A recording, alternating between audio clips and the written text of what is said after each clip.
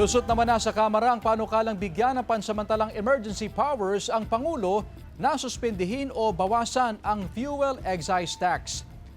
Layo nitong maibsan ang epekto ng mega oil price hike bunsod ng gulo sa Middle East.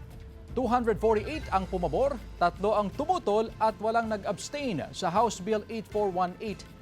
Sa ilalim niyan, pwede lang gamitin ang emergency powers kapag isang buwan nang lumampas sa $80 ang kada bariles ng krudo sa world market. Hanggang 6 na buwan lang, pwedeng gamitin ang emergency powers. Naitransmit na sa Senado ang House Bill 8418 at nakasalang na sa plenaryo ang panukalang emergency powers.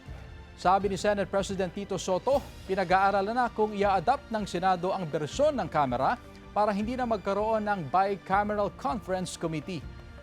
Kailangan parehong aprobado sa Senado at Kamara ang panukalang bigyan ng emergency powers ang Pangulo bago ito maging ganap na batas.